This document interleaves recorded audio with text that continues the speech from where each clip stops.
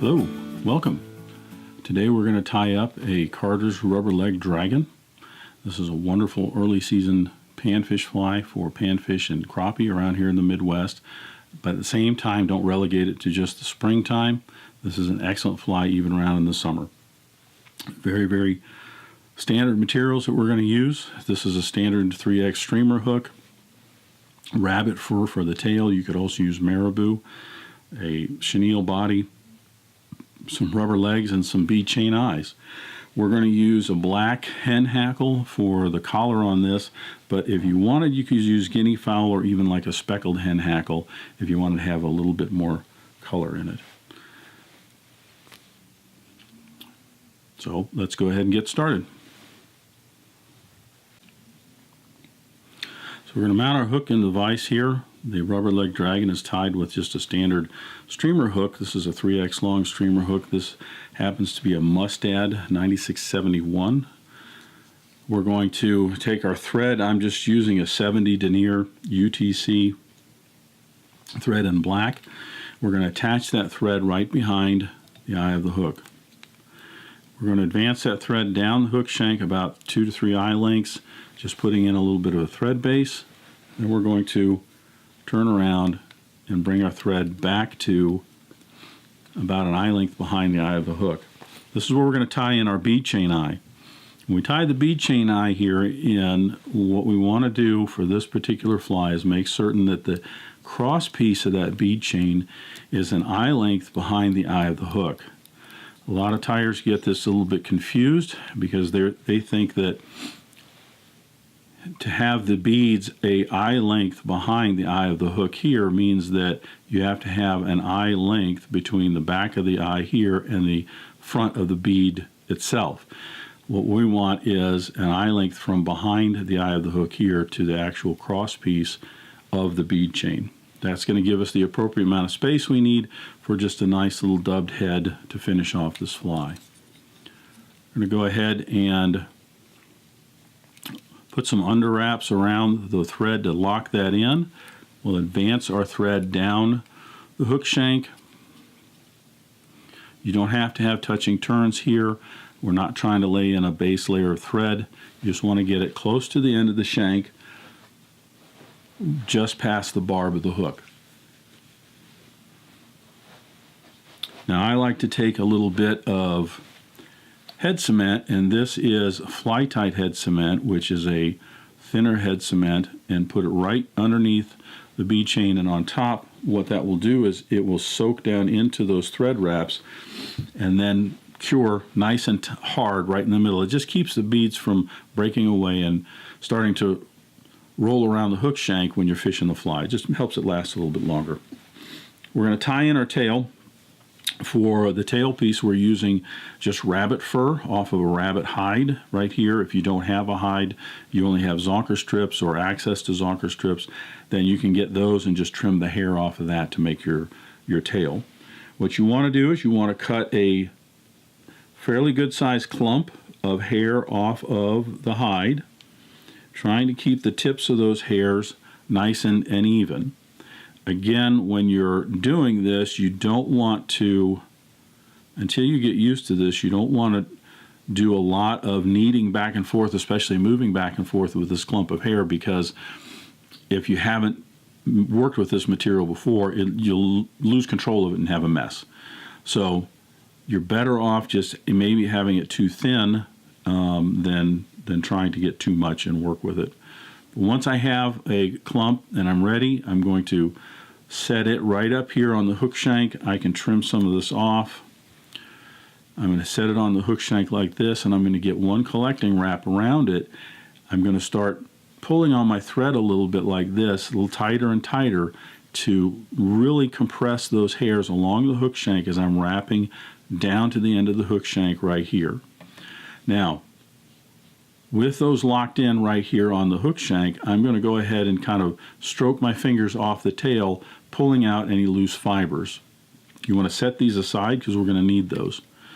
But in this case, I got most of them locked down pretty good.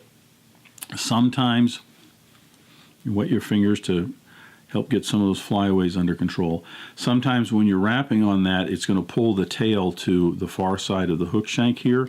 That's fine at this point. Just bring it back around on top so that it's in place.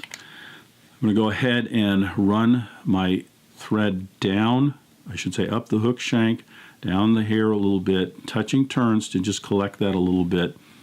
And I'm going to hold off getting the rest of that down right now. Moving my thread back a little bit, now I'm going to go ahead and tie in my chenille.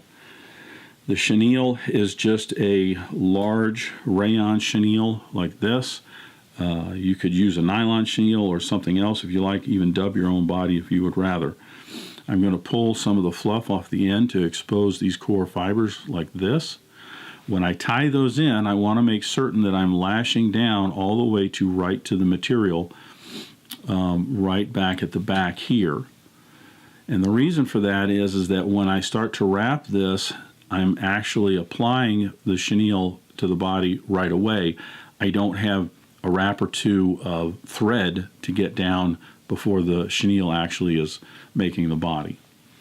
Once I have that anchored in, I'm going to go ahead and bring my thread forward, and here I'm going to continue those touching turns to just compress that hair down along the hook shank. Just makes it look a little tidy and neat. You don't have to, as you can see with the chenille, we're going to turn around and wrap all that and cover it up, but it looks a little bit nicer. Now, my thread, I'm going to stop my thread right here on the hook shank, which is about the width or length of a bead right here behind those beads. And the reason for that is then when I tie in my rubber legs here and I wrap the chenille body forward, that will give me just enough space for 2 wraps of chenille to keep that body going nice and even forward, but not crowd up against those bead chain eyes. At this point, I also like to throw a little bit of head cement right on the thread wraps and the hair back here at the tail. Again, that will soak in and it will just make it more solid, so that it makes the tail just last a little bit longer on this fly. I'm using just a round rubber leg for this fly. I have cut these round rubber legs so that they are about 1.5 times the length of the hook. That's the length is from in front of the eye to the bend of the hook. As you'll see in just a moment, this basically makes it so that I don't have to trim these once this fly is done. They're the right length that I want and that I like. You could certainly cut them and make them much longer, tie them in, and then just trim them, but this is just one little simpler step. When I tie these in, I'm going to set this so that the tips of the rubber legs are about 1 to 2 eye lengths in front of the eye of the hook. What that gives me is it gives me basically about 1/3 of my rubber legs in the front right here and 2/3 in the back. And that's the way I personally like this. You can certainly tie right in the middle and just have them coming straight out as an X, but I like this particular fly having a little bit longer legs in the back. That's just me. So once I have those in place, I'm going to go ahead and move those rubber legs out to the sides. I have to pinch underneath the bottom and the top of the rubber legs to keep them on the sides of the hook while I pull my thread tight. So I'm going to go ahead and reach under here and pinch the top and the bottom, pull my thread. That compresses that rubber against the hook shank. So now as I wrap backwards with touching turns, as you can see, I'm not pulling the rubber legs to the opposite side of the hook shank. I'm just going to go ahead and make a little space about 1 millimeter long right there, maybe 2/16 of an inch. And then I'm going to bring my thread forward and I'm going to bring it right up to behind the bead chain eyes. Now with that done, I'm ready to go ahead and wrap the body on here.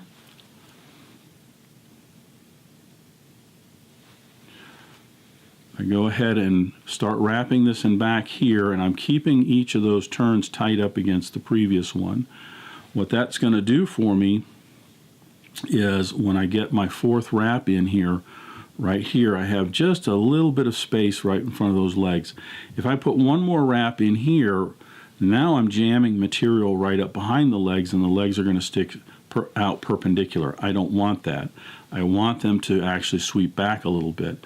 So I'm going to leave just a little bit, about half a wrap of chenille open behind those rubber legs. I'll turn around, grab the rubber legs and the chenille, and now reach with my chenille forward to go right across the middle between those two legs. When I wrap around this other side, I'm going to move the front legs out, and I'm wrapping tight against those front rubber legs. That way they actually do stick out perpendicular. That's the way I want them to be. And as you can see, I have one wrap of chenille in front of the rubber legs. I still have room for one more wrap right behind the bead chain eyes. And now when I tie these in, I have a body that's nice and uniform. It's not crowded up against the bead chain eyes. And actually I have just a little bit of space still behind the bead chain eyes to tie in my hackle and then finish the head of the fly.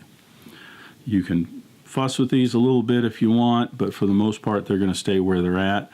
But as you can see, this is the way I like to tie the fly, with these perpendicular, those swept back, and those a little longer. If they're lopsided or whatever, you don't like them, you can always cut those a little bit shorter. I'm going to go ahead and tie the hackle in. I'm using just a regular black hen hackle.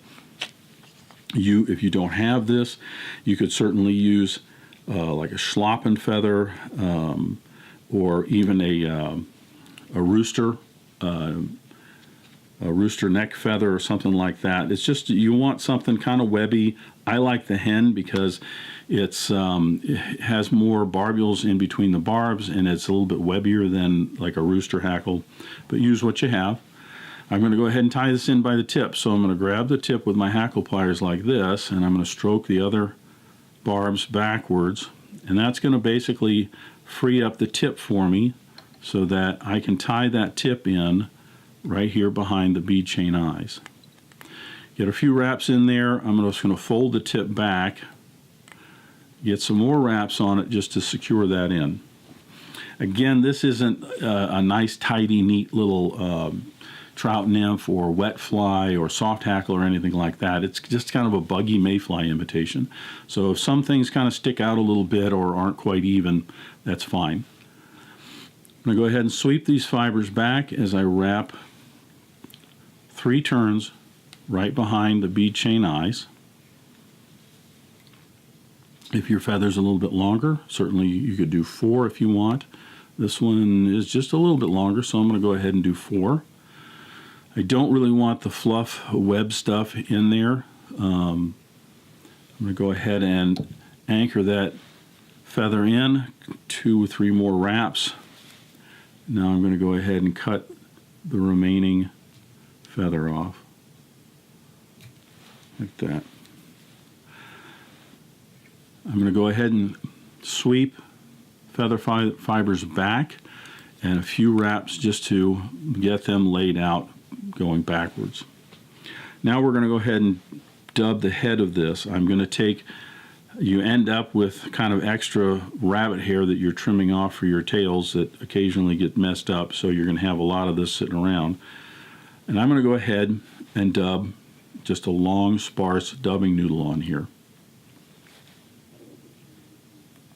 I want a very sparse, I'm not putting much dubbing on here at all, dubbing noodle, and that's because I have greater control over the placement of the dubbing as well as the resulting size of the head and the nose and the dubbing around the bead chain eyes if I just put a little bit on at a time. If I were to turn around and have a short, real thick, fat dubbing noodle, I would not have control over where all of this goes and the resulting shape, and I'd end up basically kind of a bushy mess. I generally, for this fly, make a dubbing noodle that's about 5 to 6 inches long like this. When I start to apply it, you'll notice my dubbing isn't quite up to the fly yet. I have some bare thread to wrap on there. I'm going to wrap that around, and as soon as that dubbing makes contact with the fly, I'm going to go ahead and take 2 wraps forward between the bead chain eyes from back to front When I get those two in, I'm going to do one behind the eyes and then 2 wraps in the other direction. What this is going to do is it's going to cover up all the thread wraps between the bead chain eyes on the top and the bottom and make it nice and smooth. I'm going to then turn around and get one more wrap behind the bead chain eyes and come forward across the top to the front. Now what I want to do is I want to put in a number of wraps to try and build a tapered nose from the eyes down to the eye of the hook. In this case, I have too much dubbing, so I'll take that excess off. And once I'm getting that nose the way I want it, I'll go ahead and bring that thread right behind the eye of the hook like this. I put in just 2 or 3 wraps. I'm not building a thread head here because the dubbing is what is basically the head. So I'll put in 2 or 3 wraps there, and then I'm going to go ahead and put in a 4 or 5 turn whip finish just to turn around and finish the thread off, and I can cut the thread away. Now, I really wouldn't worry too much about trimming a lot of stray hairs here or anything, primarily because you're going to want this to look a little bit buggy.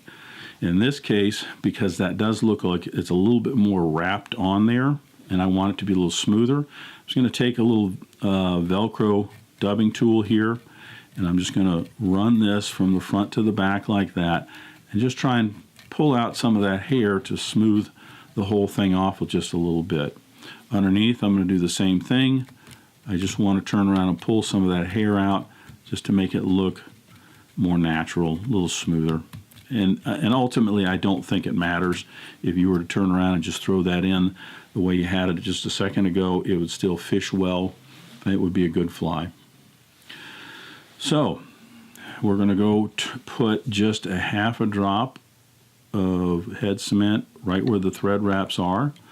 Again, that's just going to reinforce the thread, make the fly last that much longer. And that is the rubber-legged dragon. This is a wonderful panfish fly and even bass fly. This is on a size 6 hook. I tie them in 6/8 and 10s. The smaller the hook, the smaller the panfish that you're going to get. And then the original rubber-legged dragon was tied in 10s, 12s, and 14s. Problem is, at least when I fished them in a size 12 and 14, I get a lot of small panfish as well as bigger ones that will actually suck that fly down so fast that half the time when you set the hook, it's down their throat. So bigger flies, bigger fish. I go with something a little bit bigger and still have great success. Crappie in the early season, this is a wonderful, wonderful fly. And in the summertime, when bass, smallmouth, are sulking down on the bottom of the river, especially if it's kind of a cloudy, had a recent rain and it's kind of muddy, the black is great. Bounce these down through holes and things like that. This doesn't have any weight other than the bead chain and the hook. If you want to, you can add some lead wraps right behind the dumbbell eyes that would be covered up by the body. Give it a little bit more weight for it to go down. I find that the black color works wonderful. It's in most water, it fishes really, really good if you've got real clear water. I also tie this in an olive color, and this works a little bit better in clearer water. On a number of occasions, I've been out fishing this particular fly, the olive one, and it made the difference between hardly catching any fish that day and having a great day on the water. I generally use the round rubber legs, the yellow, on all of them. However, if you want to, you can certainly use some barred round rubber legs. I've seen a number of people that have done that. By all means, experiment with it. Some people use marabou in the tails and they'll dub their own body. Have some fun with it. It is a great mayfly imitation that is just wonderful to have in your box whenever you go out fishing.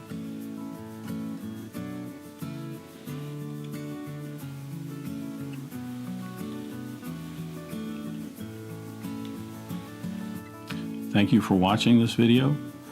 I am producing a new fly tying video, fly fishing video once a week.